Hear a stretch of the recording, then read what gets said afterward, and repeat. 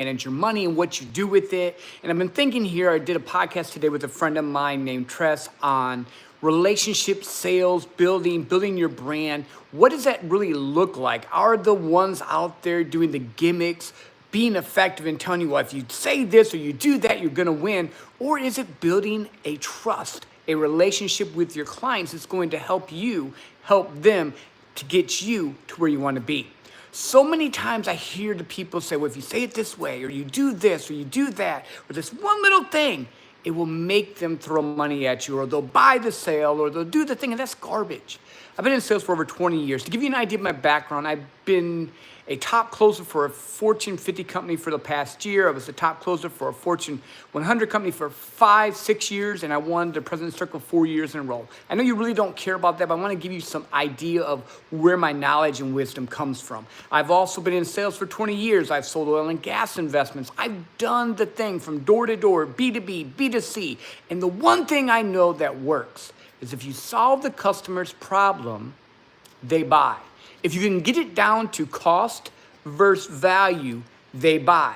If you keep having people buy and then want to get their money back, it's because you're not giving them the value you promised. You're not doing the thing you said you would do for them. So quit trying to do the gimmicks, quit trying to be the new Grant or the new, what was his face, the muscle shirt dude that yells at people, whatever. First and foremost in sales, they buy because they like you. So be authentic, be who you are. Talk to them how you talk. Interact with them how you interact, because you are not a good carbon copy.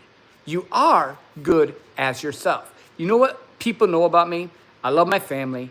I love pugs. I'm a Michigan fan, and I love deep talks. I have a podcast called The Joegrahamreal Show where I go and talk about life, money, health, you name it, we talk about it.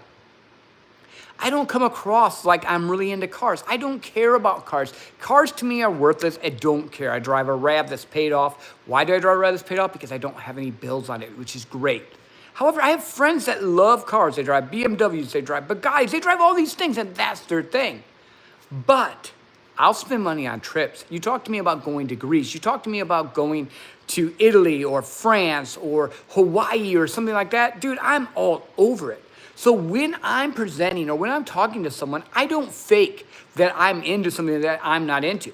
If I'm talking to an Ohio State fan, I'm going to say, look, I'm telling you, I'm God's honest truth right now. I'm a Michigan fan. Go Blue. You know what that tells you? I am authentic. I am going to treat you right and tell you the truth. Why? Because I didn't try to mimic you. I didn't try to become something I'm not. I didn't pretend that I was cool with it. So many times, the first rule of sales people mess up is because you try to act like something you're not. You try to be something that you really don't like, and they can smell that. If you are out there and you're talking to a customer and all you're doing is talking about how great your product is, how great your business is, how wonderful you are, they don't care. They don't care at all. You know why they don't care? Because they care about themselves. And that's fine. In a sales role, in a sales business, in what you're doing, first and foremost, find out what the customer wants, what they need, what they desire, what they're looking for. Second, are you able to meet their needs? Are you able to fulfill what they need? I say this all the time, and all the gurus will tell you not to do this. So you overcome the objection. Bullshit. You know what you need to do? If you cannot give them what they need and help them with what they want, you need to refer them to someone that can. Let's say it again. If you do not have the product or service that will help your customer, refer them to someone else. Why? Because guess what? Like, trust, brand. You told them the truth. You helped them out. So guess what? When they run into someone that actually needs your product or service, they're going to tell them about it. But if you screw them over and you F them over, they're going to tell 30 people about it. So you might get 3 or 4 referrals, which is great, and I love that. But I do it for selfish reasons. I don't want to sell someone something and then them tell 30 to 50 people that I suck and I took advantage of them. That hurts my brand. That hurts my likability. That hurts my trust. Find a way to connect with them. If you're doing a presentation, ask open-ended questions about them and their stuff. Don't come in saying, we're the best of this, or we're the best of that, or we won this award, or won that award, whatever. No one cares. Come in and be like, hey, I know we have this call because you wanted to talk to me about sales. Where are you at in that process? What are you concerned about? Are you having a hard time getting enough people in your pipeline, prospecting? Is it when you get them on the call, you don't know what to say, the conversation? Are you just afraid to ask for the sale? Notice what I did there. I knew that their issue was sales. I just asked them, what part of the process do you need help with? Then I can say, hey, I can help you, or I can't help you. So just some words of wisdom tonight. First and foremost, be authentically you. Second, let people know what you do, how you can help them. Third, if you cannot help them, refer them away. That is not overcoming the objection to get them to buy, to get them to give you a chargeback, to get you to think you have money, to have it ripped away. Don't do that. Build the relationship, build the trust, make sure what you have to offer helps them, then sell them, then take care of them, then do the thing that you said you could do, because guess what? You can sleep at night, you can do what you need to do. I'm gonna tell you a little story. I used to sell oil and gas investments. And I thought these wells in West Virginia were blowing up. They were just doing great and amazing. And I was selling people, and I had people invest hundreds of thousands of dollars with me. When I found out that the wells were only doing 10 to 12 barrels a day, I left the job.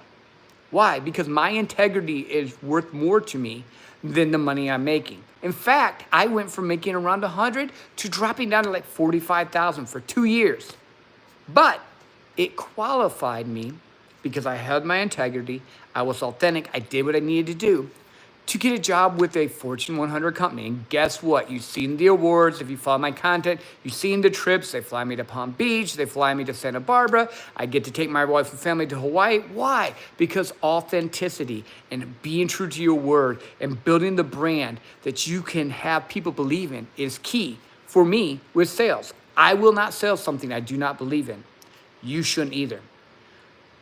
Have an awesome day. Just want to give you some quick tips and some ideas of just some thoughts I had after watching my buddy Qasim's couple videos of his. If you get a chance, like and subscribe. Follow me. I have my podcast. I think I have over 500 videos talking on sales, talking on networking, talking on marketing, talking on brand. I brought in some of the coolest experts around the world, from Qasim Aslam to Steve Sims to Brian Bogart to other people that maybe you haven't heard of yet, but you should. Check it out. Let me know what you think. I appreciate each and every one of you. And if this has helped you, share this video, like and subscribe, and help me reach more people. Appreciate you. Have a good night.